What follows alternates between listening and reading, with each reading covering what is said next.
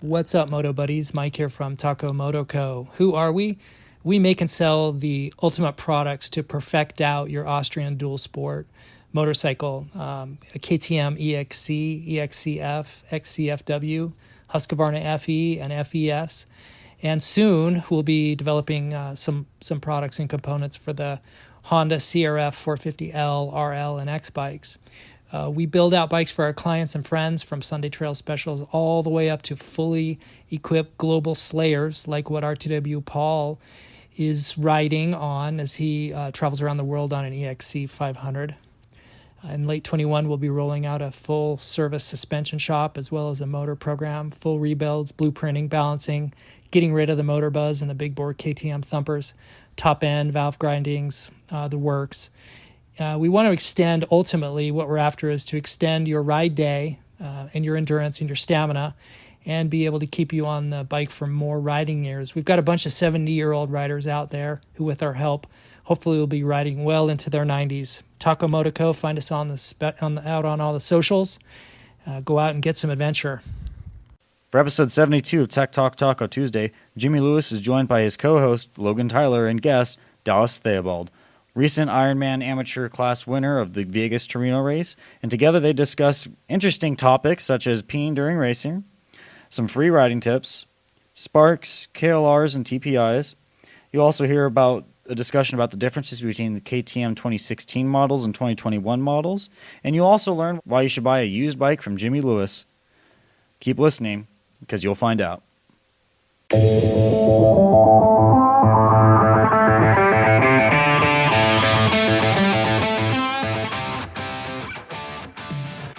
From Pahrump, it's Tech Talk Taco Tuesday. Which number are we? I think 72. You think 72. That's good thinking. Yeah. Episode 72 of this show, podcast, information service that we like to call Tech Talk Taco Tuesday. My name is Jimmy Lewis. I'm a washed-up ex-motorcycle racer. I'm here with Logan, who has yet really to do much in his life because he's just a kid still trying to figure out what's going on. Right, Logan? Yes. And we're going to go break right into the show because this is important with our first question. Enough torturing Logan. Don't make him do the KTM ad bit anymore. Well, Logan, what do you think you need to do right now? KTM ad. Right. Got it? Think so. Okay. Hit it. Powered by okay, we got to start all over again. So you remember I told you when you're riding your mountain bike, you need to do it while you're riding your mountain bike, and then it'll get stuck in a certain part of your brain that you never really access, except when you have to. Because you know how when you're riding your bike, your motorcycle, and you don't think about which way you lean or how you turn the handlebars or when you spin the pedals or when you turn the throttle, all that different stuff. You know, that's how you need to do this thing. So you got to figure out how to memorize that sucker so you can just blast it out when some guy named Less Death 69. That's your fans. These are your fans on the internet that are trying to save you from me torturing you. Okay, so KTM is a big sponsor of Tech Talk Taco Tuesday, and they are powered by a distinct ready-to-race mentality. KTM has developed a... You keep going. Just rip it. Just pretend like you know what you're doing, even though you missed a couple words. Yeah, the world's leading high-performance street and off-road sport motorcycle manufacturer with North American headquarters in where? Murrieta, California. Over the years, KTM has built a reputation as a fierce competitor on the racetracks around the world. And the brand's remarkable global success is reflected in every product it develops and every move it makes. I have to read it too. That's what I'm here for, Logan, just to back you up and torch you. We'd also like to thank Recluse. Recluse makes really awesome auto clutches and clutch products. If you don't have a Recluse, then you're not as good of a rider as you could be because they elevate you at least one skill level in my world. And then Climb. Climb makes really good motorcycle gear, right, Logan? How come you're not wearing your Climb shirt this week? It's in the dirty clothes. Right. So, little climb news. They did something interesting. They released some new colorways. So same gear, like a lot of the XC and Mojave and Dakar, they added some new colorways just this week. And they're one press release that they're going to send out this week. So if you're interested in, if your gear is ugly and you need some better looking or a different color of climb, because that's the only gear that you would wear, go check out their website at www.climb.com. So now we've done all the business part of this show, right? Except for the end where you're going to have to do that. So you can take this one and start memorizing it when you get bored over there, or you got one over there. Yeah. You didn't even cheat. It's good. So coming up on tonight's show, we have Dallas Theobald, who won the Ironman amateur class at Vegas to Reno. We don't talk about racing, but in racing, there's lots of teachable moments. So we're going to give Dallas a call and ask him how he prepared, what he did, what went right, what went wrong. And according to some of my fans, they say I'm going to pick on him and beat up on him, but I'm not that mean. You've been here more than anybody else, Bob. You're a number one fan. In fact, you're not even on Facebook, and you come up as a fan. And if anybody wants to complain about anything on this show, just send an email to bob@dirtbiketest.com. And then you're going to get an instant email response from us. I promise you. We'll take care of that right after you figure out what the 404 not found code stuff is. So I was going to read the climb thing, but I think I did a pretty good job, right? The new designs and colors we released in this we released in spring are still remain current, and we're simply adding more colors to the lineup. That's what Climb said. What does Jeffrey Kraut want to know? Please start a podcast. Great content. What is this? Well, I mean, if you're watching it, it's a video, it's a vlog or a video or a show. But if you listen to it, it's just like a podcast. So, Jeffrey, just for you, I'm going to upload the first 30 episodes of Tech Talk Taco Tuesday up to the places where podcasts go to live, and then you can get them on iTunes and all those kind of places, so you can enjoy the podcast that we've been doing for more than a year now. So, yeah, he watched our KTM our Tenere 700 video and said that he probably just wants to listen to Heather talk, because most people that watch that's what they liked about that particular video. So I said we would go straight to the questions in the chat room. Do we have any questions in the chat room yet? Did you see any, Logan? Not questions. People just giving us thumbs ups. To hell with beer. It's hot. Margarita time sounds good. Nah, too much sugar for me. I actually still have this is a Loma Azul. That's what I'm having tonight. Little sip. And we're all good. So if you do have a question, throw it up in there right now, because there's a little bit of a delay. That's what you maybe don't see on our side, is that we're probably about 3 to 5 minutes ahead of you in this show. When I'm talking right now, what you post up there is generally a little bit behind, depending on your internet connection and our internet connection. We have the rats and squirrels are running rapidly on the treadmill to generate as much internet power as possible right now. So that's where we stand. Let's go to the Hi Jimmy question. I've enjoyed your article about the 2016 KTM 500 EXC. I've had this bike since 2015 as a new rider and learned to ride tight technical single track here in Washington State with it. How do you feel about the new EXCs compared to the 2016? I'm considering trading mine for a 2021 500 EXC, but I'm not sure if I'd notice much difference as a new rider. What appeals to me is the lighter weight, narrow tank, shorter seat height, since it often drops the bike. I I often drop the bike because of the weight and seat height in slow turns like steep switchbacks. My bike has 270 hours, 7,800 miles, two crushed radiators, and scarred plastics. So I think it would cost me $5,500 to upgrade the 2021 500 EXC. Okay, so he's got two questions in there.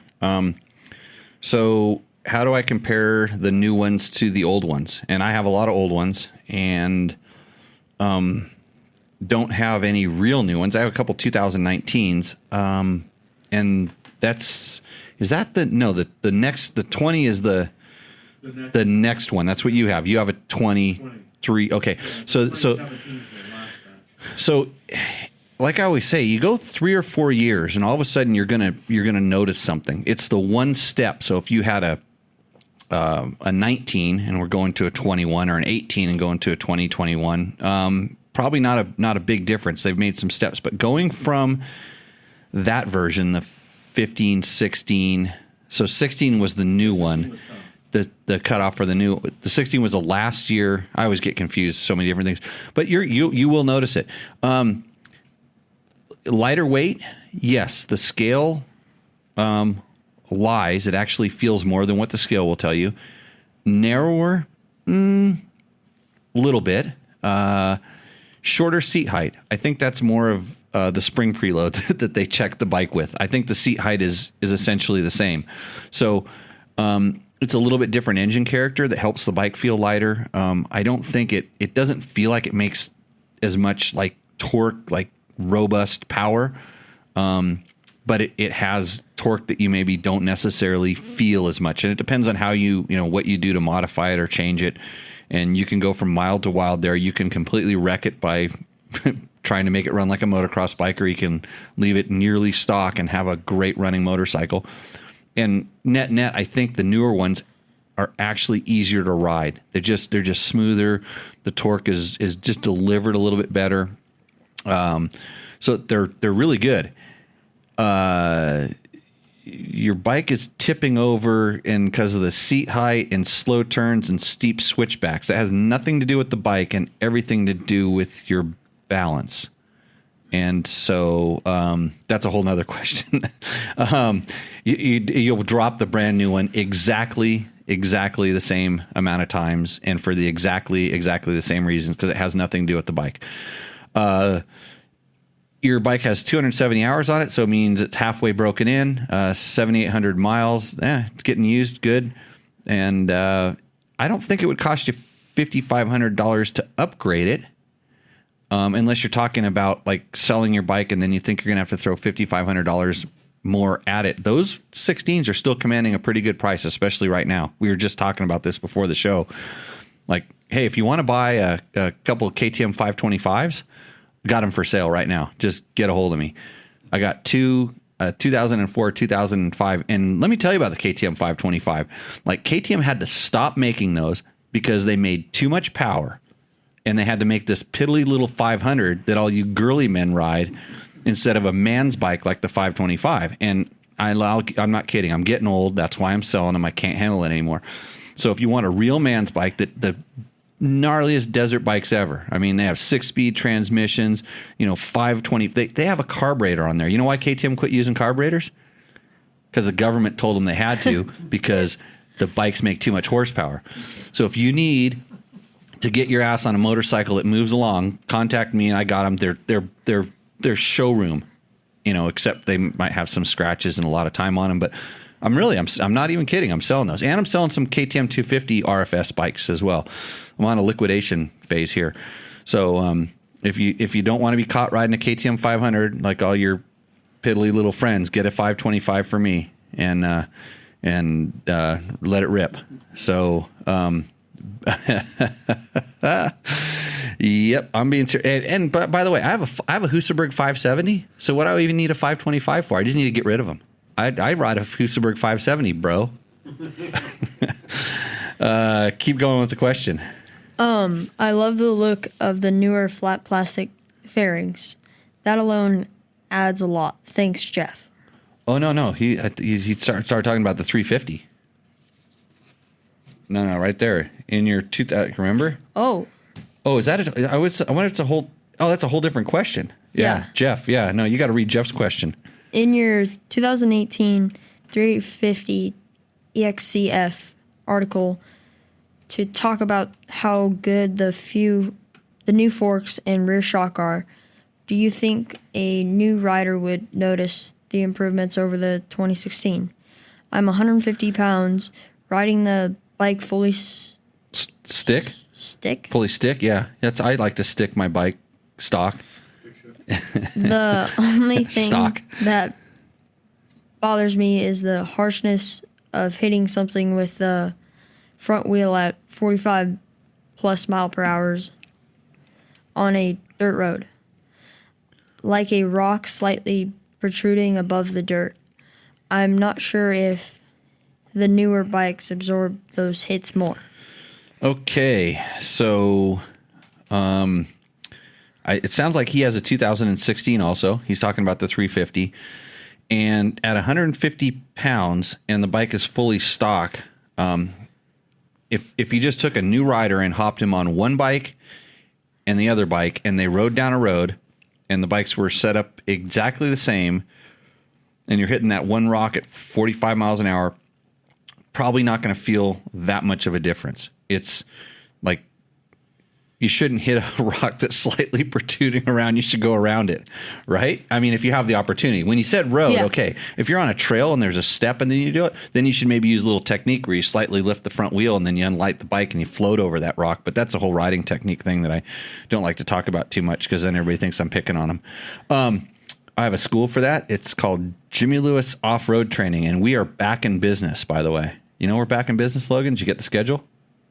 No. No, because you're not following us on Instagram and on Facebook and all the places where everybody else follows us, and we're not on TikTok. So the other thing, so for a new rider, until you start riding a lot of different bikes, you're not gonna notice these things, and it's not magic. Like one bike doesn't really work that much magically better than the others. As a new rider, what you might want to pay attention to, and this is what I just kind of picked out of the ether of this question, is where's your sag set at? Because I find that new riders typically don't know what sag is, setting the sag. And there's 100 different videos on YouTube's, at least 10 of them are good about how to set your sag. So to ride height, and the ride height affects the way the bike does everything. So that'll change how the bike reacts to the bump. Then there is, have you bled your forks lately? When your forks build up air, that hit of that rock at that speed on that road, if you have just a little bit of air in your forks, it's going to make a big difference in how that bike absorbs that rock. You know that, like, that's one of the things I do on all my bikes all the time when we ride. I'm always bleeding the air off the forks. Yeah. Yeah, that's like one of the first things, because they sit around and they build up pressure. And there's even times when I run negative air pressure in the forks, or there's times when I know they're built up with air and I leave it. You know, it's a setting thing and it's experience. But this is, as a new rider, these are things you don't really know, and things that I need to make a better point of doing some more technical articles to explain this kind of stuff, so you can search it out, and maybe I'll do a YouTube video, but I have to have a contest or something to get people to like my shit. Excuse my French. So the I don't think you're going to notice a big difference. But the new forks are better, and I think where they're better is there's a little bit better. They're a little bit better in like I would call it stiction. So some of what, that initial, but they seem like they just have better stroke control. The old ones don't feel like they're as soft in the bottom and as stiff at top, so less progressive. I think the new suspension has become more progressive without letting the bike become wallowy, which was a big problem when you made suspension more progressive. So he likes the look of the newer flat plastic fairings, and that alone adds a lot. And back to this 2016 versus 2020, the interesting thing is the stuff that KTM changed on those bikes. It's the lightness, the way the bike handles, these little subtle things that are changes, are things that the consumer would have a really hard time doing through the aftermarket. And I think they realize that when they make frame changes, when they make, engine, weight distribution changes, things like that. Those are things that you really can't buy. You have to, you literally need a manufacturer to do it. It's equivalent to switching engine mounts and then how do you know you're getting the right ones? So good question. Hey, thanks guys. Thanks, Jeff and was Jeffrey both of those guys? That was one. Is it only a single Jeffrey or both? Jeffrey and then Jeff. Oh, okay. Yeah, I think it was one question. I can't remember. So those came off of, I think they were emailed directly to us at Jimmy at Dirt Bike Test. So, hey, I'm going to go into the chat room. We got some questions. Rusty Nail says, thoughts on a recluse clutch on the Tenere 700? I think he actually had a question later on. Is that the same guy? Dallas. No, Dallas is. I got to call Dallas, but I think someplace Rusty might have emailed us. But I don't know about my thoughts on a recluse clutch on a Tenere 700. I actually reached out to Recluse to see about getting my hands on one to test it at some point or another. But in my world, I'm almost getting to the point where I haven't met a bike that didn't like a recluse clutch if you don't want to use the clutch. Like if you want to have the motorcycle do all the clutch work for you, they're really good. I don't have them on all of my bikes, a lot of them because I need to do schools and training on them, and I need to talk about how the clutch works and do examples where the clutch works. And even with a recluse in there, even though the clutch lever will still work on most of the setups, it still does what it does. It's kind of hard to demonstrate because that little monkey inside your motor that Recluse puts in there that does all the clutch work for you, sometimes me and him are doing two different things at the same time. So, but I haven't gone to the point of putting them on my adventure bikes much because I don't really use the clutch at all when I'm riding my adventure bike. It's kind of like when I'm adventure riding, I kind of get going, and then I don't like riding it in traffic, and I think if I was riding it in a lot of traffic, I might want one, but I don't really use the clutch, so it's just haven't really played a lot with it. So until I try it, I can't tell you specifically on that bike, but I think if you like a recluse clutch on anything, I think it would be just fine on that particular motorcycle. Mike Spurgeon, that's Taco Mike. I think Taco Mike's a sponsor of the show. Is Taco Mike is his logo popping up behind me? It's come up a couple times. Besides weight, are there any practical reasons to use a lithium-ion battery over a lead type version? Of course there are. There's nothing like a good fire underneath your seat when you're out trail riding. Oh, wait, did I say that out loud? No. Well, generally that's a I've seen videos. I've not witnessed it in person just yet. I haven't seen it yet. But there's enough people doing dumb things with their motorcycles where they're the lead acid ones don't seem to do that. I run lithium-ion batteries in almost every single bike that I have.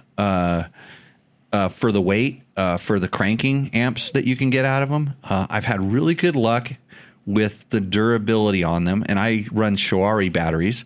I've run anti-gravity for a while, and I think that it's just kind of a win-win when you're going to replace the battery, but you do have to be a little more careful with it. They're a little less susceptible to dum-dum moves, like overcharging, and so when your rectifier regulator starts doing funny things, or shorts, they don't like that very much. You have to remember a lithium-ion battery kind of has to warm up in the morning, like when you go start it in the cold. You don't want to just turn the bike on and just start cranking on it. You want to kind of give it a little blip, and it actually warms, and then the amperage builds up. And another interesting thing I found about them is if you do let them go dead, if you don't totally kill them, they come back to life pretty good, and they charge up really quick. They'll take the charge back quite quick compared to a lead acid battery. So if you have the ability to jump it off of another bike and get your bike started, they'll be back up and good in about a minute or two. So and trailside barbecues, that's the other advantage if you need to. Yes, Bob. They don't sulfate. They don't sulfate. So that could be the reason for the longer life if they're treated properly. And then tell them the story about Washougal 2 years ago when the KTM I don't transporter know. caught on fire because of the Andy Short's battery. So some of the batteries went bad. Yeah, I don't know the specifics of that, so I can't comment on it. But yeah, no, didn't airplanes fall out of the sky because lithium batteries caught on fire? No, not. They didn't fall out of the sky. They just started smoking. It wrecked the airplane. Yeah, wrecked the airplane. Several times. Yeah, so it's like any new technology. I mean, you're gonna have some issues, and like there's always, if there's a change, there's always there's some learning, and for every advantage you're gonna get, there's got to be a disadvantage someplace. So if you're wondering why there's a quad up on the screen, that's Patty Blaze, who's a fan of the show. You're okay. That's Patty. And since I was out there shooting, I shot everything that went by, and she went by, so I thought I'd put her up on the thing. So I did. I was true. We can talk. See, now we've talked about quads. Now we're done.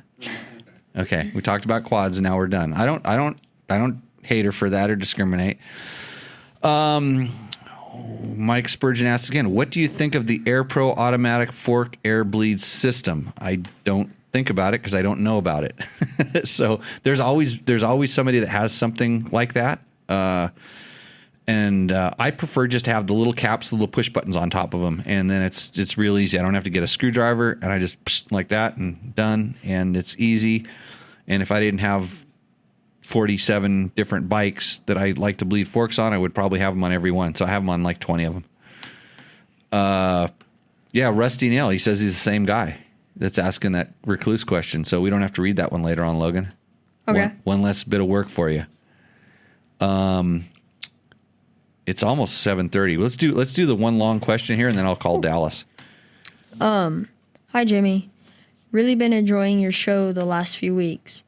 It is nice to hear valuable feedback on stuff from someone that isn't a flaring dumbass like so many of the YouTube teasers. I've got him fooled, didn't I? I agree with the users in that I would like to hear the review of the KTM 790R. I bought one a few months ago, and I've been extremely happy with it. Originally, it didn't intend to do the stuff I do with it. Planned to buy a Tiger. A Triumph Tiger 800. Well, I'm glad that you're enjoying our content. We don't have to do. See, I don't have to do one on the KTM 790R since you already bought it, because like the only reason I would do it is for you to send back and say I bought it because you did that really nice review, and then it would be paying dividends. But I know you know what I want to think of. You want to know what I think about it. On Dirt Bike Test right now, there's a riding impression of that bike, and it hasn't changed much, if all, since I rode it a while back. And I've ridden a lot of friends' bikes and customers' bikes, and I'm supposed to go ride the rally replica that a friend of the show has sometime soon. So, but I think that you made a good choice on not buying the Triumph. And the reason is because if you're listening to the show, you're probably interested in off-road and dirt biking. And although Triumph has made some big advances going off-road, the one thing that I always notice as a dirt bike rider when I hop on a Triumph is I feel like I'm locked into the cockpit of the riding compartment of that bike, and it's like you never had a dirt bike guy ride this in the development process. It's a sit down, tuck your elbows in. And I know they're working on it, and I haven't ridden the latest version, and maybe they've improved it a little bit, but from what I can tell, it doesn't seem like the foot pegs have moved enough, and the seat has moved enough in the proper directions, and the handlebars and triple clamps to make it feel like what a dirt bike rider is comfortable with. If you're a street bike guy, you'll hop on that thing and feel really comfortable, and then you go try to ride it in the dirt, and then you go, wow, I can't. If you're trying to ride properly, it's very hard to ride properly. Kind of like the KTM 790 foot pegs. It's that kind of feeling. The foot pegs that are angled forward that are weird. Yeah. 390. Yeah, 390. Did I say 790? 390. Yeah, 790 is good. What's his next part? With intent of having something capable when the roads turn to dirt unexpectedly in the middle of nowhere, Utah. After riding the 790, figured it would be a better choice for me because it is more capable off-road, and had no idea just how capable it really was until I started exploring its limits. Haven't found anything it doesn't do very well. Although its long wheelbase, my short 29-inch inseam, and tall seat height have caught me out a few times. I found it hard to believe the Yamaha 700 is the same level, and doubt it will have the opportunity to ride in the near future. Riding the 790 inspired me to buy a more focused, oriented bike. Another new KTM, this time a 300 EXC TPI. It has been fitted with a dual sport kit and is definitely the best dirt bike I've ever owned. Granted, I haven't owned anything new in 10 years. And so Well, if you're coming off 10 years and you got a KTM 300 TPI, you just hit the pinnacle. You're riding the Ferrari of like available off-road bikes, and yeah, there's nothing even close. And how come you didn't like say that my review was the reason you bought the 300 TPI? That would make me feel so much better. Oh man. Okay, so his question really becomes, let's see. Want me to read that part? sure. It's odd trying to work out jetting issues on a fuel-injected two-stroke, though. When I got the bike, it was a bit flat down low, and that made the hit a little excessive. Opening the air screw up and losing the power valve spring picked up the bottom a bit, but that smoothed the transition for me. So jetting issues on the fuel-injected two-stroke, you need a fuel tuner to do that. And it's funny that you say that the bike had hit, because like no one says that. That's a really strange thing about that bike, because everybody, most people that have ridden for a while say that it has really smooth power. But good that you actually started playing with the power valve. But I found that if I moved the power valve at all from stock, I wanted to do some fuel tuning. It was just the way it was because of when that, and you kind of have to realize the RPM range that you're running in. When you are, if you're really riding, and most people that ride 300s that are not running them hard are really never even opening the power valve up, believe it or not. They're riding them, just lugging them around. And that's kind of an on-off throttle thing. So try a fuel tuner. I think that would be good. And make sure that your bike has the latest maps in it from KTM. And I believe that there's a switch in there, because you have the XC. I believe there's a switch. There's a aggressive and a less aggressive, and that will change the way the bike runs. So he says, next problem to address is I find myself chasing the front tire more than I should, so much more than even the 790. My hypothesis is the steering damper is helping keep the 790 in line and not deflect so easy. That's 70% incorrect. I also need to find a way to stay in the cradle more easily when standing. Sad to say, but the 300 is almost too skinny for my old 53-year-old blank to hold on to as I should, and I find myself too much on the bars at times. Anyways, great show. What do you think I'm going to tell him? Answer his question, Logan. Start with the riding position. Go to the Jimmy Lewis off-road school. Yeah, I was going to say that, but answer. How does he fix it? What's he do? What's his problem? What's the main problem? Putting too much weight into his hands. Right, and why do you do that? How do you fix it, or why? What's the root cause of the problem? Balance. he's out of balance on the motorcycle in a forward and backward sense. So he's literally on the motorcycle doing a push-up, or he's falling off the back of the motorcycle and hanging on and doing a pull-up. Yes. So it's more about like learning how to anticipate what you're doing. And that very same thing is what's causing the instability that you think the steering stabilizer is masking.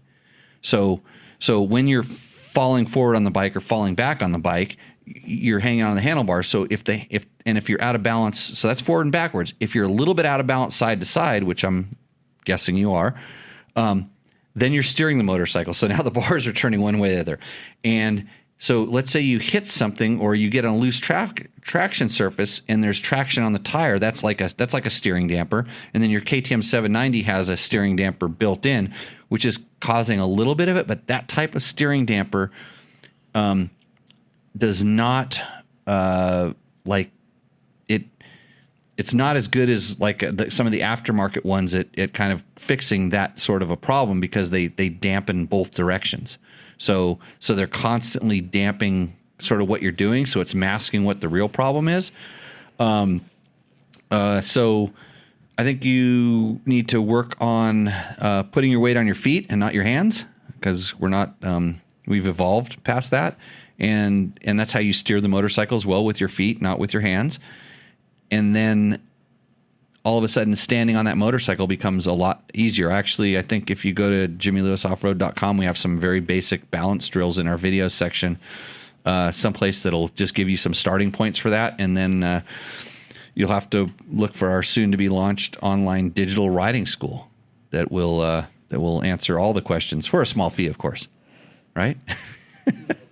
Yeah, because like the good stuff you can get for free on the YouTubes if you can find it, but the other stuff you're gonna have to pay for. So, hey, thanks for the email, Danny. I think the other thing that you're dealing with is that 790 is heavier, and this is what I always tell people, especially when we're talking about training on. People want to learn how to ride their adventure bike better, and I say, well, bring your small bike, and they're like, no, I want to learn how to ride my adventure bike better. And the thing is, with all that weight and all that mass, when you're riding that bike, it's masking what you're actually doing. It's harder to knock that thing out of balance, especially when you get it moving, and so the bike doesn't respond to it. That 300 responds to every little move you make on it. So it will show you how to be a better rider on any bike you're on. Like the lighter bike, that's why trials riders become so good, is because they're so influential over what the motorcycle does, and then you carry that on to riding a dirt bike. You carry that on to riding an adventure bike, and you learn. What time is it? Oh, we got to call Dallas, don't we? I just started getting. We're only going to take one question. We're only one question. Okay, so yeah, start boning up on those questions there. We'll get into those things. Let me dial them up here real quick on the two-way. Get them in on the two-way. I have it set in my speed dial. Here we go. See if this works. Look at that. It's amazing. Now you guys are just going to have to imagine what we're saying. We're actually talking to a real person. This is good. Hello. Hey, Dallas. Hey. You are live on Tech Talk Taco Tuesday. We are going to talk about your solo Ironman Vegas to Reno experience. Very cool. I'm hoping that everybody can learn something from this, and I'm going to try not to be mean and pick on you, because Logan says I'm mean to everybody. I can handle it. So you won the Ironman amateur class, and you will have to now be riding the expert class, but you would have got third in expert, right? That's correct. Yeah. By only how many seconds? I was 16 minutes behind the second place guy and 30 minutes behind the first place guy. Yeah. But I was like 20 minutes ahead of the fourth place guy. So. Yeah, it's almost commendable. Yeah, so you're ready. You're ready for the big class. So you wanted to kind of go over some of the stuff you did and see where you made positive things and negative things. Yeah. So use it as a learning experience. So where do we start? Let's see. So the very first thing that I noticed, and I'm sure you're probably going to rip me for this right off the bat, but I spent a ton of time getting ready for this by doing a lot of cycling, trying to build up more leg strength and whatnot. I come from I started racing last year, and most of the races were kind of hare and hound, national hare and hound, stuff like that. And I'm standing up all the time. And so I thought, gosh, if I'm going to be standing up for, 11, 12, 13 hours, I should make sure that I build as much leg strength as possible. And so I cycled for a couple months prepping for this. And then on race day, I found that I was sitting down for a lot of the race. So I have a picture of you. It's on the screen. It was on the screen right behind us, sitting down. Sitting down. Yeah. Yep. So my take on the best thing you can do to practice for long distance races is ride long distances. Just straightforward. That's, practice exactly what you're going to be doing. And then if you find when you're practicing or training that you have sort of a weakness, then at that point, figure out a way to work on it, go to the gym, cycle, run, whatever really kind of works out. But a lot of times and the thing, you said you've only been racing for a year, a little bit over a year. I mean, these are things that you learn as you go along. And there's, you can go down lots of different paths, and they're not mistakes. They're learning experiences. It's how you get better. It's what works.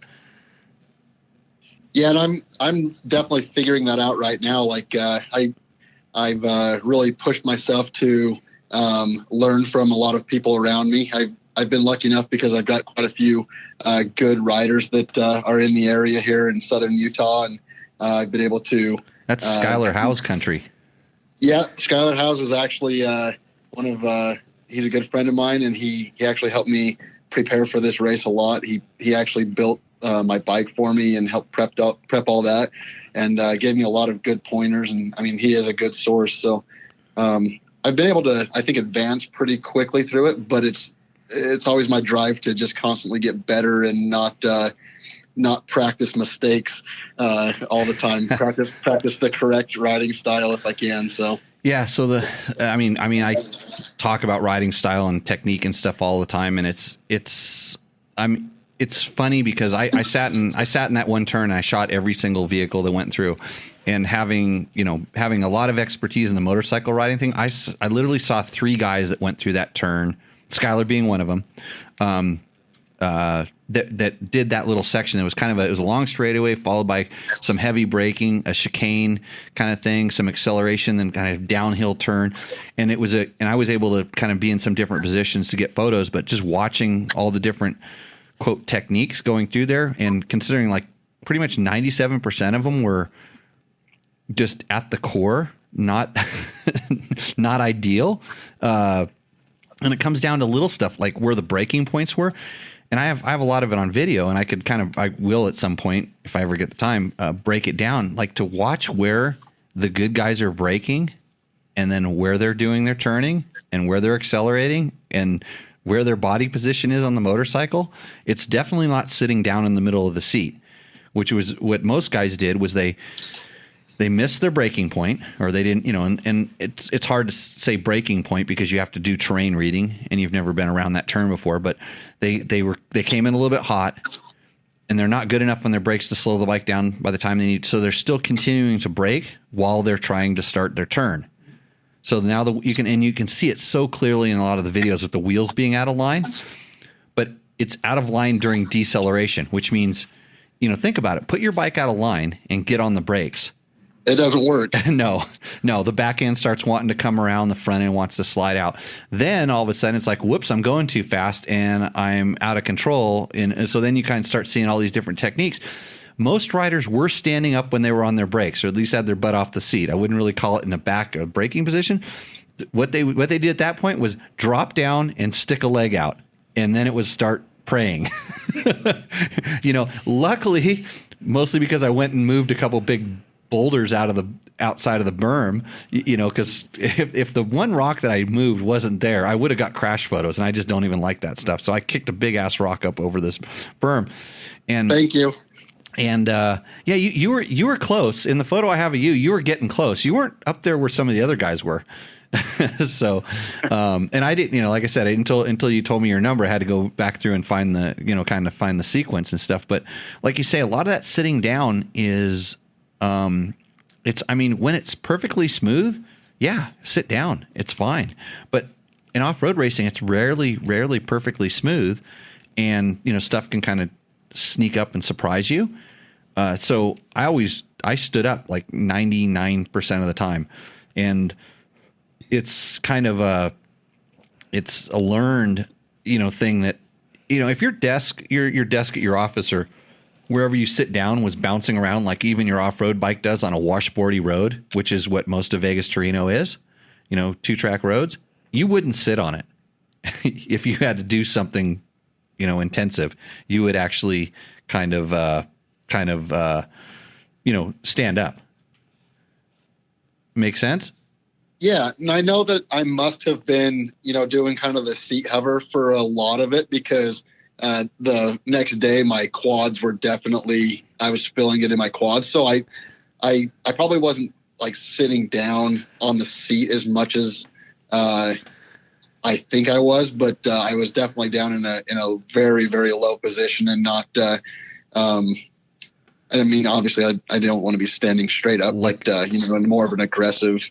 Yeah, like a squat. You're essentially in like kind of like a squat position, which that's where you would feel it, and that's where even lots of riders do that after they ride for a full day. They either feel the squat, or the other thing I notice a lot of people tell me about is like their legs feel kind of the same from like having to hold them up because they've got them off the foot pegs all the time, and they're always having to pick their legs up, and with a heavy boot on, and that's a lot of exercise. Yeah. So what was the next thing? So because of the excessive sitting, I definitely got a good case of monkey butt, which I'm sure you've dealt with in the past too. I kid you not. I've only had that like 1 or 2 times, and it was like at wet extreme enduros, like where you're literally you're trying to use your butt to suck the seat up so you don't go flying off the back of the motorcycle, but I think that comes down to my stand-up riding kind of all the time, is that I don't sit down a whole lot. And so, monkey butt. I don't know they make powders for that. I know a lot of riders that pour a lot of powders into their drawers before they ride. I could do some research on it, but I'd have to ask other people. Yeah. So, one other thing that I ran into, for the most part, I feel like I was physically pretty prepared for it, and I didn't have a lot of don't get me wrong, it was 500 plus miles. It's a lot. That's a long day for anybody on a bike. But what was your total time? 10 hours and 46 minutes. Yeah, good on you. 10 hours and 46 minutes. Yeah. So it was definitely a long, gruesome day for sure, but I feel like I came out of it better than I thought I was going to. But one of the things that I ran into, and it could have been a culmination of a handful of things, and this applies to anybody riding, especially now in the summertime, but hydration and nutrition. I struggle to take nutrition before a race, any type of food or anything like that. I struggle to eat. And that was one thing I dealt with on this, is I tried to choke down some breakfast before the race, and I couldn't really. And so I was trying to make up for that throughout the race, which I obviously needed to take nutrition anyway. But going along with the nutrition, my hydration, I made a fatal mistake of not running, we're going to call it the catheter. And so I knew that I was going to have to jump off the bike at a pit occasionally or something and pee. And what I ran into is about halfway through the race, actually between pit 9 and 10, I had been drinking so much fluid. I had to pee really bad. And my stomach was like full of fluid, full of water. And I got super sick between pit 9 and 10 because I had a full stomach. And so I actually started throwing up a little bit. And so I guess my whole question for you, and you might know better than I, is the body anatomy. If you're not getting rid of it via peeing, and you just keep stacking it up in your stomach. Can you see that being an issue and causing problems? So when I did Baja, and I used to do 2-rider teams, so I rode on the bikes for long times. Johnny and I were trying to figure out how long we were on the bikes for, and it was like 10 and 8 and 10 hours different times. I actually never had to pee in the Baja races when I was on for that long. In the rallies, I just managed it, but I think the longest we were ever on the bike in a stage was maybe like 8 or 9 hours again, and I had taught myself how much to drink. I was kind of like moderating how much I took in. I wasn't just like wolfing it in to kind of play catch up or anything like that. I was probably using it as I needed, and some people say I am kind of like a camel, because I don't even carry, like most of the time when we ride, I carry water bottles with me, but I don't carry a hose with water because I won't really drink while I'm riding. And I never ran a catheter. Actually, I had one. I did a car race where I was in the car for 8 or 9 hours, and I had one there, and didn't work very well. Didn't work out very well. So in all the nationals and stuff that I've done, I've never had to pee during a race. I pee 10 times before the race starts, but I've never had to pee during the race. Yeah. And but this was kind Hey, kind of unique. Logan, make a note that we need to say that we talked about how to pee in this show, in the show notes. Yeah, this is real important. But I think everybody's a little bit different. How their anatomy, how stuff goes through them. I mean, I was never able to eat much in the morning before races, so I didn't. I just ate a lot the night before, and that's why I probably have a camel front as opposed to camelback. That's what I call my belly. But that's a camel toe. That's a camel toe. yeah. No, it's a camel. It's a camel front, and so.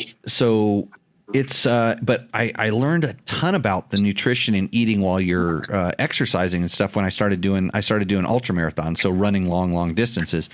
And you can eat such crap when you're doing that. You're eating a lot of fat and sugary things and stuff, and it goes in you and you use it up, and it's all good. But that was something I really had to learn. And in the motorcycle racing,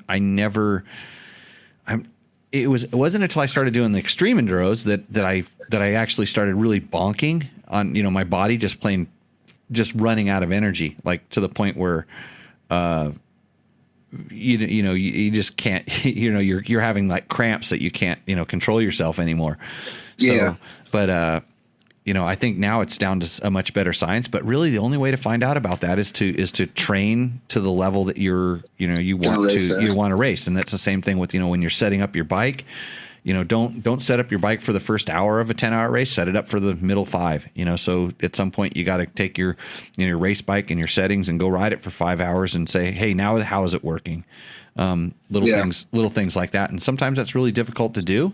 But I see a lot of people making a lot of, just kind of mistakes on not, prior preparation, but it sounds like you did, kind of a lot of good stuff. And now you have your notes from this one and you go back and figure out how to make it work. Yeah. There's a lot of things that I would change, but it took going and doing it to figure that out. But, I'm happy with the results and happy with, the information that I acquired. And you're right.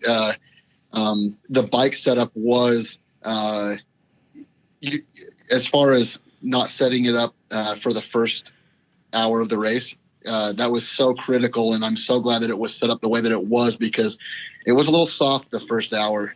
But I'm glad it was set up the way it was for the rest of the 9, because it seemed to ride and feel really good the whole race, and I was very pleased with it. Did you run the tire that Skylar did, that Kenda dual sport tire? No, so that was actually on my list of things to talk to you about. It's actually next here, so let's talk about it. So I actually ran a Parker DT. Good choice. There, I'm with you. 100% thumbs up on that. And I've been running them for a while in all the other races that I've done, and I thought about running that 270, I think is what it is, the dual sport tire. But I didn't have enough experience on it, and I thought this is not a good time to try to gain experience in the middle of a race. Excellent point right there. I just want to bring up what you said. don't try to do something in a race you haven't done before. Don't test during the race unless that's specifically what you're there for. So I knew there might be a possibility that I might have to do an additional tire change because of that choice, but it ended up working out really well. Apparently I'm not quite the rider as a Skylar Howes or anything like that, because I did I planned for a tire change at pit 8. And when I pulled the tire off, I could have ridden it longer. I just don't know if it would have made it clear to the finish line. So I thought, you know what? Let's just do it while, we had a planned tire change there already. As an Ironman, there's times when you got to get off and eat. And this being said, so Ricky, Skylar, Nick Garvin also was running Ironman. And so was Jacob Arby. So all the top guys are actually doing that race as Ironman. So they're kind of going through the same, they're doing it as a pro team, but by themselves. But they, so they're doing the same thing. And like Ricky plans at certain gas stops, and they're filling up a lot of gas, but he plans to get off the motorcycle and there's time for him to eat. And he's got a guy there handing him his stuff. And while he's eating, there's a guy stuffing stuff in his pocket so he can pick at it when he has the opportunity. And, he's drinking a certain amount and they're handing him in a bottle and they're, refilling his water pack. And it's a real, big system, but I didn't ask him if he got off and peed. I haven't asked him what his pee strategy was on that. Right. So back to, so kind of rolling back to the tire. I'm blown away that Skylar runs that. But I understand, I see the reasoning behind it. It's a tire that they feel is not going to chunk or wear out. And I always find that when you're getting a tire to do that kind of stuff, you're spinning it too much. And so the dirt bike test kids, which is Trevor Hunter, they went ahead and ran that tire as well. And I'm like, Trevor, what are you doing running that tire? Well, they're the ones that had all the pictures of the Kendall Parker DT with the knobs completely blown off of it and a hole from in the it. 300. Yeah, from the other thing. And it all comes down to what the rider's doing on the bike. And I could take any tire and screw all the knobs off of it. It's real easy to do. All you have to do is spin it and skid it. And even they were even wearing their front tire out. And the only way I can explain it is imagine your rider is going down the freeway. No, imagine you're going down the freeway. And instead of slowing down by just applying the brakes, you slam on the brakes and skid. And then you back off and then you slam on the brakes and skid again. This is what the riders were doing. On the brakes, that was killing most of it. But the way that they got back on the gas, they weren't using the throttle as a modulation device. They were using it as an on-off switch. Wide open or zero. Wide open or zero. And imagine doing that in your car or your truck. You just don't do it. But people get on their dirt bikes, and not just racers, and not just racers in long-distance races where it's a really bad technique. And this is kind of comes back to when I was talking about guys, the way they were setting up for turns. They were like braking in a crooked line and having to fight the bike and stuff. And all of a sudden, that rear wheel was skidding. There's a lot of pictures I have where you see the motion blur of the front wheel and the rear wheel's locked up and skidding. And that's going to tear stuff off eventually. You're going to go across a nice big rock that sticks up about an inch and it's going to grab the knob and tear it right off. So that is kind of funny because I feel like the tires did a very good job for me. I'm obviously an amateur rider, not a pro or anything like that, but I feel like they did a really good job for me. I didn't chunk them at all. They stopped well. They accelerated well on that type of terrain. And something that is an interesting thought about what you just said that kind of got my brain thinking here, and you can tell me what you think of it. This is the first time, and it's obviously probably because of the speeds and whatnot that I was going, but this is the first time I've ever seen this. But after the race was over, my brake rotors were blued. And I immediately thought, oh my gosh, was I dragging brakes the entire race? And I couldn't imagine that was the case. Front and rear? Front and rear, which is crazy because I've never seen it before. I don't, if you're not familiar with Vegas to Reno, it's basically a graded dirt road race. I mean, it is 95% of the roads are graded dirt roads where, when you come out of a turn, you get the bike straightened up, you get to wide open, you start banging through the gears, and then you're going to come up on a turn where you need to cut off, 70, 80% of your speed. And a lot of that, I mean, it's like I mean, I've done Pikes Peak, and it's like doing Pikes Peak for 500 miles, except, back when I did Pikes Peak, it was still dirt. So I did it on a scooter too, because I was scared of high speeds. So yeah, I can see that you getting the brakes really hot just from kind of normal use, but a lot of riders do drag the rear brake, and sometimes it's out of laziness, sometimes it's out of trying to change the bike setup. But do you think you might have been dragging the front a little bit? I don't think so. Here's what I kind of suspect.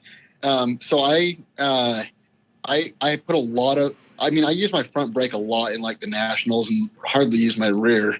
It's just a lot of front. Good technique. I don't know if that's good technique. Yeah, no, it is. Okay. Front slows you down. The rear's for control. Yeah. Well, coming in at this race, you're coming into a lot of corners with a lot of speed. So I tried to maintain a lot of front and rear braking, which I don't know if that's correct there, but I use the front and rear a lot more than I typically would. And what I'm kind of suspecting that was going on to get the brakes as warm as they were is I was not skidding, because when you skid, you're stopping the tire or stopping the wheel from turning, which would make it to where you're not getting the friction on the rotor and the pads, right? Yeah. So if it remains turning, you're actually putting more heat into the brakes than if you were skidding the tire. Yeah, and sometimes riders will like kind of drag the brakes a little bit around turns to kind of settle the bike. I don't like that technique. I think, basically the brakes are to slow you down, and the idea is you want to ride as fast as you can. So it's masking for something, but that's just it's a technique. But and then it could have been were the rotors new? Yeah, the rotors were new, front and rear. Yeah, so sometimes just being new rotors and being like right away exposed to really high stress levels, they blew up earlier than one that's had a bunch of water on it and different dirt and stuff like that. So, sure. But any other questions? I mean, do you have any questions for me on the race before I move into one more question that I've got for you? Yeah. So what bike did you ride? So I actually hit you up about this a couple of weeks ago. I have my KTM 350 XCF that I typically race. But getting ready for this race, I was looking at something else. I've got a national next weekend, and I didn't want to have to try to do a full-on bike prep between the 2 weeks. And so I was looking for another bike, and I was actually going to use a 450X. I kind of quizzed you on that a couple of weeks ago, if you would race the 350 or a 450X. You have to remember, I've had a concussion between now and then. Yeah. Well, that's true. And you told me the 450X. Well, we started building a bike for this, and I just kind of had an epiphany. It looks like a Husky. At the 501, yeah. And I had this 501, and I thought, you know what? Let's do it, because it was set up as more of like an enduro bike, just for plated kind of deal like that. And I was like, let's just build this bike, because I've already got a bunch of KTM parts and wheels and tires, and so we ended up building it. And I'm so glad we did, because it actually worked out very well. I mean, this bike was an absolute. Is it a FX or what do they call the Husky one? No, it's an FE. FE. So it was the dual sport one. Yeah, I mean, it's a 16, so it was never plated or anything from the factory. It never had all the turn signals and stuff. I think they did that in 17 when they came factory with that stuff. So it was, it was just kind of a little enduro bike. And what did you do to get 75 horsepower out of it? Got a Vortex from Blaze. Okay. No. I mean, I'm just joking, because I mean, like, I could take a stock KTM 500 and it would pretty much go as fast as I need it to on those. And and then when you roll it on, like usually when you start doing all the stuff to them, they tend to spin the tire a little bit more, which makes you have to be in more control. That's the thing is, I really didn't need any more power out of it. I simply wanted to make sure that I had, a good air fuel ratio that was going to keep it in check for the whole race. And so, yeah, as far as power goes, I mean, it's crazy, because I ran a 1448 sprocket combo on that, and you were topped out. Gravel road with that thing on the wood. It went 106 miles an hour, and that was plenty fast for me. Can I ask you a personal question? Sure. Have you ever ridden a Husaberg 570? No. Yeah, you could gear that thing up quite a bit. Yeah. Yeah. But it was funny. I thought that I was going to be up at that, 100 plus miles an hour more than I was. But quite frankly, I hovered in like the 80 mile an hour range a lot. Yeah, it's hard to get a dirt bike going 100 miles an hour in an off-road race, and it's funny that people are so concerned about their top speed all the time, and they'll actually gear their bike too high. Too much. And then every time you make a shift, you lose a little bit of time, and then every time you roll on, if you're not in the in the power band, because your gearing's wide enough, you lose a little bit of time, and so net, even by being under geared a little bit, you're going to be quite a bit faster over the course of the race. And you think about it, so your average speed was probably in the 50s somewhere. Yeah, 50. It was 50 over the course of the race. Yeah, so you want your bike to perform in the 50 mile an hour range. You want it to really accelerate, in fourth and fifth and sixth gear. You want it to pull good across that kind of 50 mile an hour where you're going to be at. And it's really never going to be up from 70 to 100. It's going to be at 0 to 30 a lot more than it's going to be at 70 to 100. So get the bike to work there, and that's where traction becomes pretty critical. And then Bob over here is waving his arms like a windmill, and he wants to tell me something. It's not how fast you go, it's how fast you get there. It's not how fast you go, it's how fast you get there. I guess that's word from the peanut gallery. I mean, it is funny because like I said, I was in that like 80 mile an hour range a lot. You just could never get, you could get up into higher speeds, but you just didn't have enough time to get there because the acceleration from 80 up to that 100 miles an hour was much slower than from, 50 to 80. And I found myself in many circumstances where if I had a slight incline, an uphill incline, it was just barely pulling up there, even if it was a long stretch. I'm not saying that it was underpowered. So you were quicker in fifth gear than you were in sixth. Yeah, I mean, I was still in sixth gear a lot of the race, but I always set my bikes up with 6 speeds so that sixth gear was for downhill valleys. Like literally, it allowed me to get that top speed when I had the opportunity.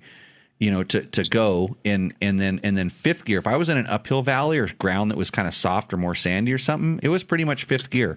And then if it was really pulling good in fifth, you could click it in sixth, and but those are those big long roads where you're just sending it. So yeah, you made me wait a whole hour to say Husaberg 570. You know that? I was waiting for it. I knew it was coming at some point. Yeah. Okay. Well, hey, thanks. Do you have any other ones that we want to touch on? I just have one quiz question for you. Okay. I can answer 9 out of 10 quiz questions without referring to a reference manual. This is just a random thing, but Logan, you're going to answer this question too, by the way. Yeah, he's going to have to. I'm putting it on him now, deferring. So on this bike, ever since it was new, it has tended to pull a little bit of oil, the crankcase breather, into the airbox. And at the end of this race, I had quite the wet oil around in the airbox and underneath on the swing arm, and it's always done that. I understand like crankcase pressure and all that type of stuff. I just don't understand why on this bike. I mean, it's a good running bike. It doesn't seem to be low on compression, anything like that. And I've just always wondered, I don't have the oil overfilled. It's just a weird, random phenomenon that I've had with this bike. So. Okay, Logan, you have to answer this question to the best of your ability. Go to YouTube. Good answer. Yeah, geez, thanks, Logan. Here's a teachable moment. So pay attention to this, Logan. So especially when you're high RPM and you're just singing, you're basically making a big oily mist inside of that motor. The transmission is spitting it up. The crank is splashing around. You've got jets that are squirting oil all over the place. And it's up, so the vent on that is up in the valve cover. Where the hose is that's on the back side of that valve cover. And that is generally, and a lot of times they're vented to atmosphere, but on that bike it's probably vented into your airbox. And depending on how you have it set up, a lot of people block it off because they don't want to go, well, it's jetted into the intake track and it goes in there so that when that mist starts, and it kind of condenses in the hose and sometimes it drips down and stuff, but it's in there so that the motor will kind of suck that oil back in and burn it up. Yeah. And sure, that's the theory behind it and stuff. But as much as in there, when you're on and off that throttle and stuff, sometimes the pulse waves and stuff will actually start spitting that stuff back. It'll coat your airbox boot with oil. And you think about it, there's the air, there's not enough velocity in there to can constantly drag it back in, because imagine this mist is kind of constantly sticking to that airbox boot, and then it'll start cooling up and it'll start dripping down and running down. And high RPM is where that happens. Like if you're just putting around low RPM, not a problem. But I can tell you how you can make it happen. Ride down like a 2 or 3 mile long, super steep downhill where the oil can't stay up in the transmission and the crank can't pump it out. Then you'll see on the old KTM, the RFS motors, you'd be riding down, all of a sudden your bike would do this big plume of blue smoke, because it just, like, all of a sudden there was a ton of oil getting pumped up into the valve cover and getting pumped out of the vent line. But yeah, it's pretty normal. It's not going to go away. You will consume a little bit of oil, and no matter how much you really have in there. If you overfill it, it's typically a little bit more. But you didn't have to add oil during the race, did you? No. So that's the thing is, you don't want to overfill them because it can make it even worse. Right. But I checked the oil because I knew it was going to be, after so long, I knew that there was going to be a little bit of oil in the airbox there and whatnot. So I checked the oil at pit 8, and I thought I was going to maybe have to add a little bit. And it was right at the full mark still. So I'm assuming that with the oil heating up a little bit, it was probably slightly lower than obviously when I started the race, but it was not low enough that I needed to add oil. Yeah. So all the guys that are just so panicked when they see a little smoke come out of their exhaust, or when they see a little oil dripping out of their motor or oil someplace, I always say, just go get a bottle of oil and just spill some and measure. It's like blood. Yeah, blood, exactly. Measure the amount and spill it and just see what it looks like. Spill it on your swing arm, or if you decide to, burn a little bit of oil, just use a candle and burn some oil and see how much smoke it makes. And then you'll realize, like, man, it takes a lot of oil to make, that much smoke. I mean, a lot, or a little bit to make that much smoke. You get a lot of smoke per amount of oil. So, yeah. But so at the end of the race, you didn't add, and at the end of the race, you were still not too low. Yeah. I just checked it when I got home, and it's still full. I wasn't worried about it in any sense. I just thought, I'm going to be prepared to add some if I need to. Smart race prep, yeah. Yeah, I mean, I for a long time I've been going down to Baja and pitting for, back in Bruce Ogilvy days and Johnny Campbell days. I went down there and helped with all their pits and stuff like that. And there were times where we'd have to add oil to bikes towards the end of the race. And so I was prepared for that, although I didn't need it. So it was good. Prior proper preparation prevents piss poor performance. There you go. Good. My mechanic used to tell me that all the time. He was talking about what I was doing, not what he was doing. Did you listen? Yes. He didn't know it at the time, but I listened quite a bit. So, hey, Dallas, thanks a lot for calling in. Thanks for being a fan of the show. And I'm glad we got to kind of bounce around some ideas, and I'm super stoked on your performance. That was good. Thank you. So, we'll keep in touch, and let me know if you need tips for the next one. Will do. Okay. Thank you. Thank you. See ya. Bye. Everybody, that was Dallas Theabald, and a fan of the show, and obviously a pretty damn good racer to within a year being ready to start going Ironman expert at the Vegas to Reno. That's pretty good. When are you doing Ironman at Vegas to Reno? I don't know. You don't know? Yeah. Next week? Next year? What? Yeah. Well, when you get a job? Yeah. Yeah, you could blow your bike up, and then you don't have to ride that far. Let's see. What are we back into the? I got some questions in the room here, real quick. We're gonna run into here. Mark Daniels says, last week I saw a video of a guy who inserted a cutoff tube stem like you do to do his bib moose. Anyhow, he used a syringe to inject the lube into the tube without dismounting it. Give him a great thumbs up on the idea. Yeah, it's a good way to do it. I've seen guys put Zerk fittings on there. They put Zerk fittings in there, and then they pump lube into it. And you can find a lot of for every. Was that YouTube? You probably found that on YouTube, right, Logan? How many good? Okay, so how many good things do you see on YouTube versus bad things? What's the ratio? Who I'd knows? guess probably 50-50. 50-50. Wow, you're really giving him a lot of credit. So Mark Daniels also heard that Shoei Batteries is going to stop making batteries. Well, I sure hope not, because they support my school, and I always need a battery or two for some of the 40 or 50 bikes that we run out of here.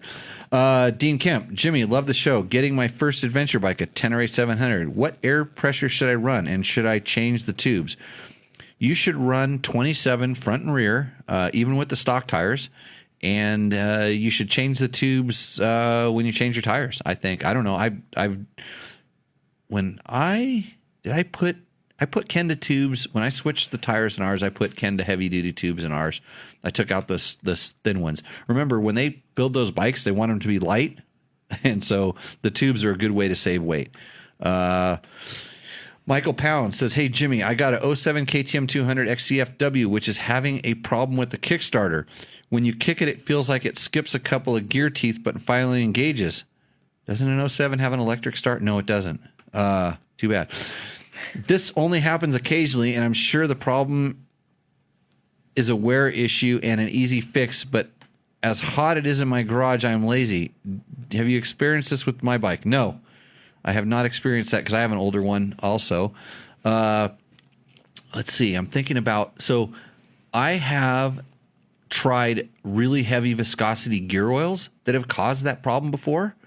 So the wrong transmission fluid in that thing had I've noticed that on not specifically that bike, but on other bikes I've seen that happen. And sometimes there's the where the gear engages, it's kind of a slide fit. There's a spring on the back, and sometimes that the washer or just that shaft might just have a little bit of debris, or if you run it low on oil, a lot of the debris can kind of come up there and stick to that shaft and cause that.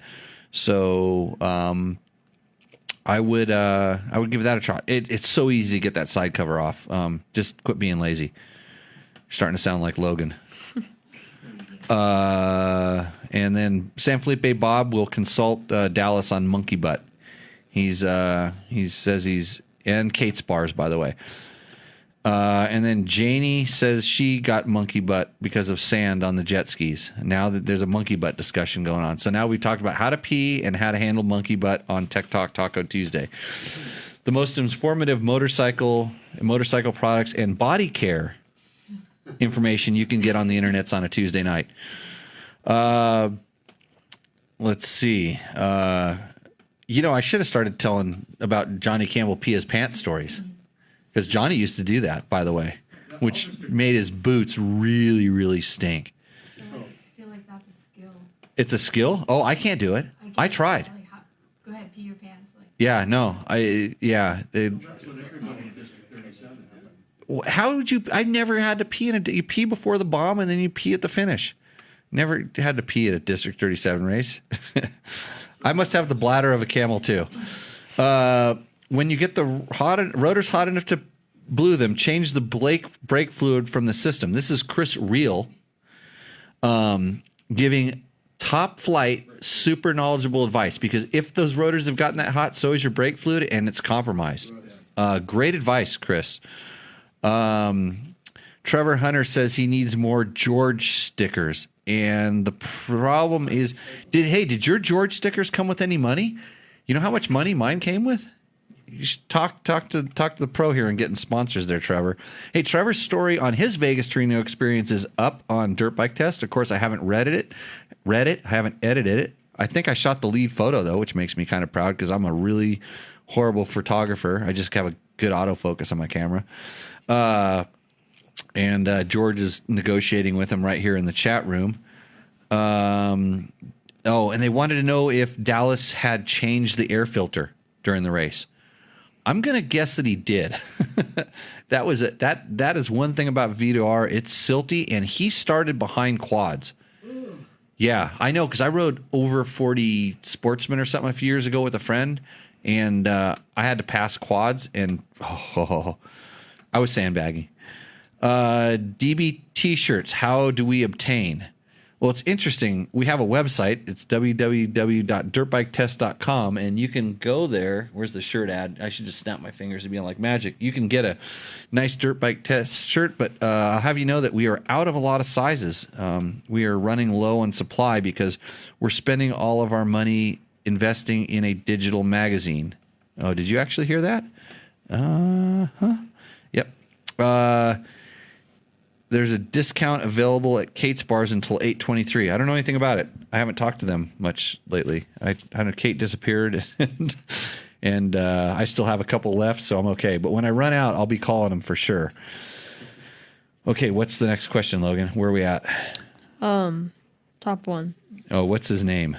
I think it's the Less Death 69. Is it? That's your friend? Yeah. That's your buddy. Okay. Don't mock the Chevy Spark. I used to own a Chevy Spark electric vehicle, and it has 400 foot-pounds of torque stock. I would spin the tires from a stop-through 45 miles per hour before the front wheels would regain traction. It was a riot to drive. Okay, so the Chevy Spark I was talking about was a 3-cylinder gas engine, high efficiency vehicle driven by none other than crazy Nate Shockwell. You ever ridden in the Chevy Spark? No. Sparky, his little car. Well, he retired it, by the way. I don't know where it went. I think he wanted more power. But that's the one I was referring to. But I do know that 400 foot-pounds of torque until it starts spinning, and then it makes about 10. So typical electric motor. Okay. What do they say about our YZ450F podcast with me and Trevor with horrible sound quality? Charlie Tuna 1971. Yamaha had a street legal version, please. It says make a street legal version, please. They won't. Yamaha is one of the manufacturers. So you see how certain manufacturers start a trend, like KTM takes their motocross race bike and quickly dilutes it into a dual sport bike that you can buy. They look very similar, and Yamaha's not done that. They've never taken their motocross race bike, and I mean, they even struggle to do it with the WR. The WR comes very corked up, and so I don't see them doing that. It's just not in their philosophy, and they just don't feel like. Maybe they have some standards or durability standards, or the legal department just won't allow it. But I just don't see that happening. Yeah, you have to say what the next thing is. I want to see how you do this, because this is for you. Asling, George. Yep. OMG. Heart eyes emoji. Kissy lips. Heart wrapped. Twinkle heart. So it sounds like he's in love with the YZ450F, or is our podcast? Can't tell. I mean, it's probably our podcast, because I mean, it's pretty awesome. Me and Trevor talking about that bike for 27 minutes. If you want to know anything about that bike that you couldn't find out anyplace else, you should listen to that. There's some pretty cool photos in there that Trevor took as well. The Tenere, Bruce Collin asks, Catlin? Bruce Catlin? You have my board hanging. Love the assessment and lovely daughter. Thanks. Uh-huh. And he read that properly. He read that verbatim. You have my board hanging. Love the assessment and lovely daughter. So I'm glad that you think that my wife is my lovely daughter in that video. My board hanging. That's strange. I asked him if he used a translator in that, some sort of weird voice matron translator or something like that. So, okay. Yeah, I'll get clarification. Come back to you. Patrick Wakalar.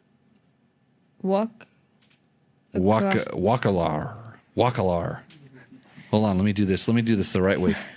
You know how I'm going to do this, right? Patrick Wakalar. Okay. I had to do that. My new toy. Check out Adventure Spec for some great options for bash plate and crush bars. He's talking about for the Tenere 700 Adventure Spec. I know they make a lot of cool stuff. So if you're looking for stuff, crash bars and things, go there. Evidently. Mark Taylor would like to hear your thoughts on recluse clutch and steering stabilizer for Tenere 700. Oh, that's Nail Driver. We already got his thing. Cool. Right? Didn't we? Yeah.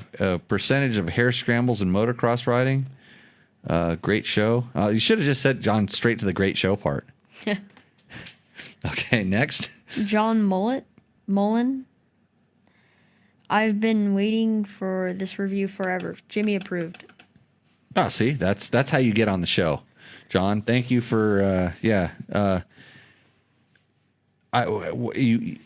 so you waited for the review forever, and you only found it 4 days ago, and it was up a couple months ago. So, and my approval means something. That's good. Yeah. Yeah. Okay. Good. KTM 390. Mao Cowbell. Look like a good replacement for the Kawasaki KLR 650. The KTM's 372cc motor puts out more power than the old KLR. That's probably true. The KLR, it's like the power of those two bikes is like inverted.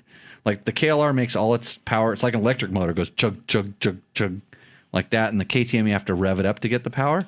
So kind of different styles of delivering the power. I think both are good at what they do. If you're looking for a KLR replacement, I say go Tenere 700. I think we said that in the review as well. The 390 is just if you like a KLR and you like that chug chug chug, you're not going to like revving the 390. And we had a question about this last week on Tech Talk Taco Tuesday number 71, where we were talking about like revving. I think we were talking about like revving bikes, or are they safe to rev? And it's like, yeah, you can rev them all day long. It's just for most of us, it's not super comfortable. So, yeah. By Mocken Basnet. Oh, let me try this name. Let me try it too. Hey, you see these cool little plastic things we got from Cameron Coatney, a friend of ours?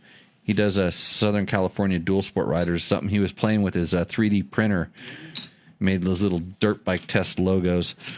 Our new toy to play with and make noise at the on the set here.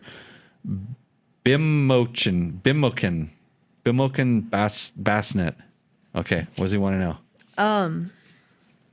Can you please test BMW 310 GS? We could.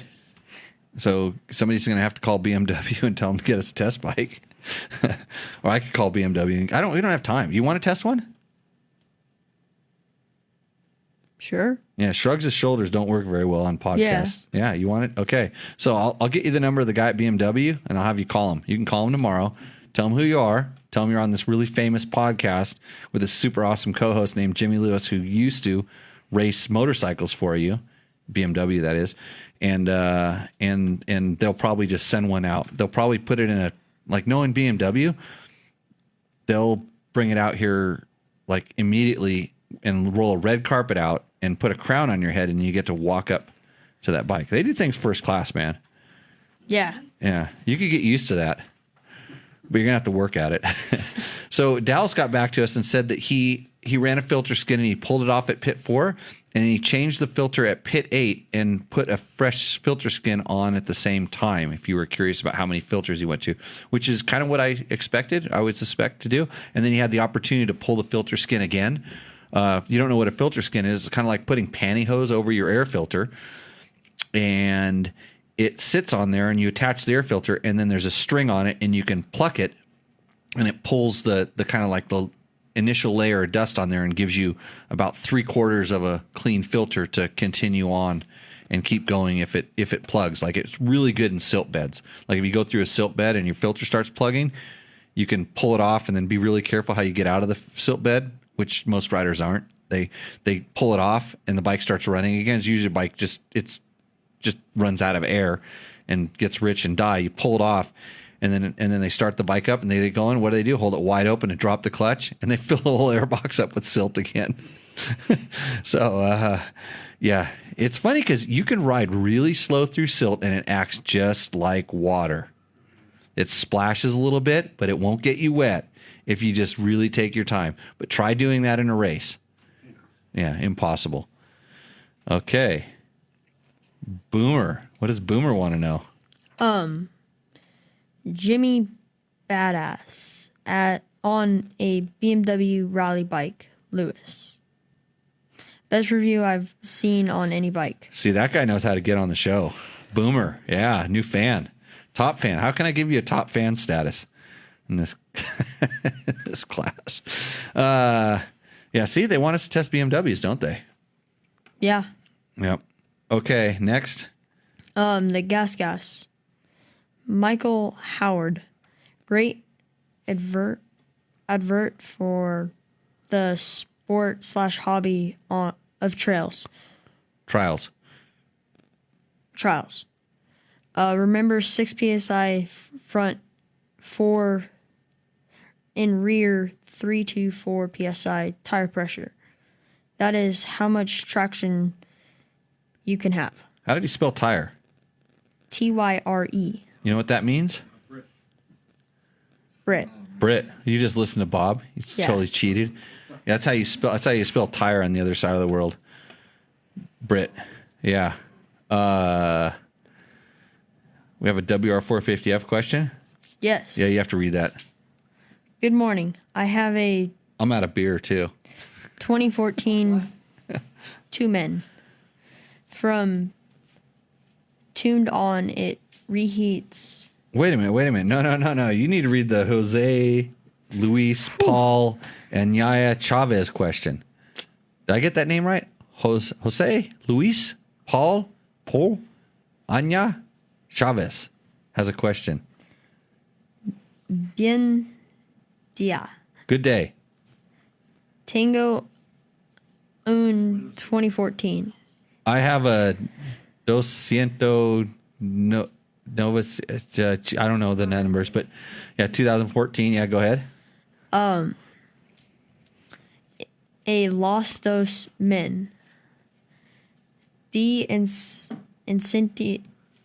Incendia Risolienta como un plancha Me. ora refrigera You have Spanish class yet? yeah Yeah. How'd you do? got like a C. A C? Yeah, And you can't even spit out those words? all we did was numbers. Oh, I need to talk to his teachers. Actually, you need to get that teacher that was talking to me. You need to get that teacher that was trying to get me some kids in here to edit video. He disappeared. That guy. Yeah, is that what it is? You need a guy. I need some more help. Okay, keep going. You got like 18 more words, something like that. El refrigeria por el desfugue alguien mi portilla decir cien esta 2019 tiene este mismo del. There's too many words that I don't remember because I took Spanish too. I got a bad grade. I got a really bad grade. I was thinking about racing motorcycles that day. He said something about the refrigerator is not working, and my 2019 is much better today. You're exactly right, Jose. Yeah, if you're listening to this show in English or our videos in English, we could have used the Google Translate, but we're not that smart. Thank you for watching the show. I like my South American audience. They're awesome. Okay, next question. Oh, this is from you. Ask it live. Oh. So Jimmy, studio audience here, question live from he tried to write it, but I know that Logan can't read that writing. Oh no, that was that. But I'll ask. Oh, wait, somebody translated it? Yeah, Who? me and George. Oh, you mean George did it for you? No, You did it. Yes. Oh, okay. Hold on. I can read this question. I have a 2014, 2 minutes from turned on, it reheats like an iron, and I can cool it down the vent. Could someone tell me if this is a 2019? You have the same detail. Well, that's exactly what I thought it said. Something about the refrigerator. You put the bike in the refrigerator is what you do. Yeah. Yeah, that's what you do. If it's, does that bike have a thermostat? The WR? I think some of them may have. I don't know. Yeah, it shouldn't reheat like an oven. It shouldn't. Put it in the refrigerator. Okay, what was your question?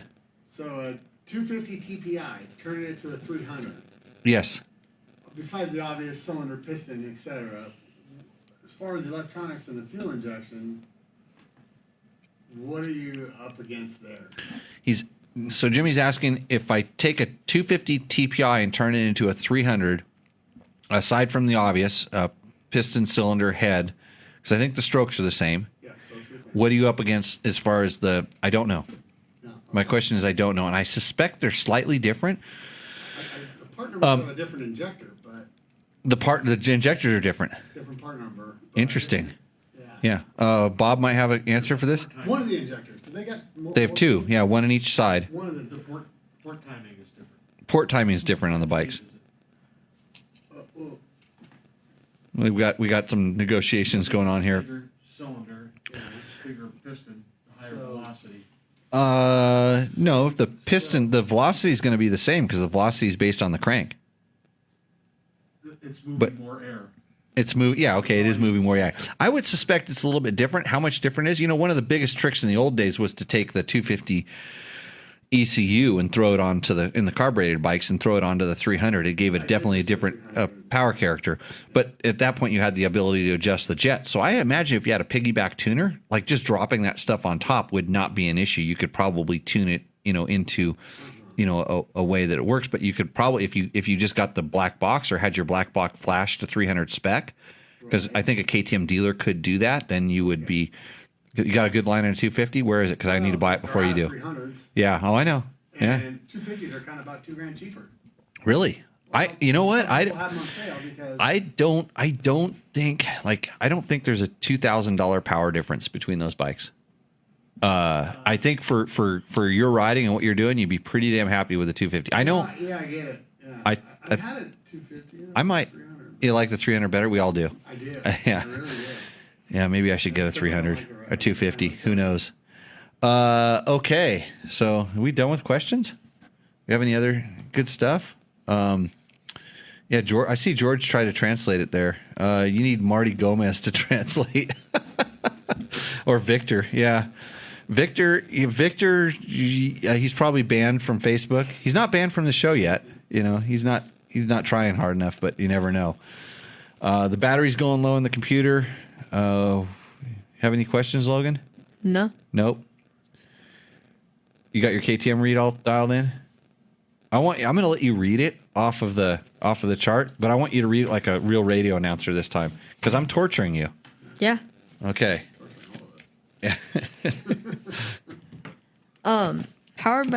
Powered by a distinct ready-to-race mentality, KTM is the world's leading high-performance street and off-road sport motorcycle manufacturer. The voice of Metron's not working. What's wrong?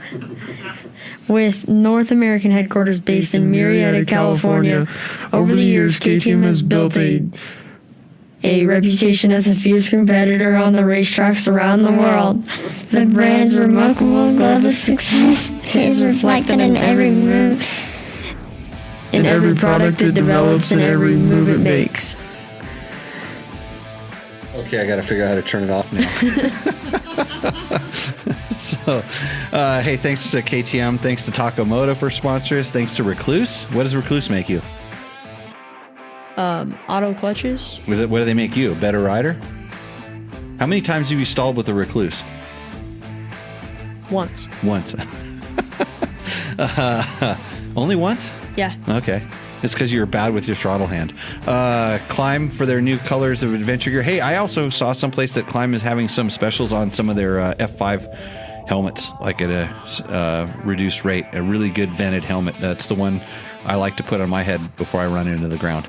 So, anyways, with that, thanks everybody for joining in. This has been another exciting episode of Tech Talk Taco Tuesday, where both Logan and I hope that you learned something from our shenanigans over here.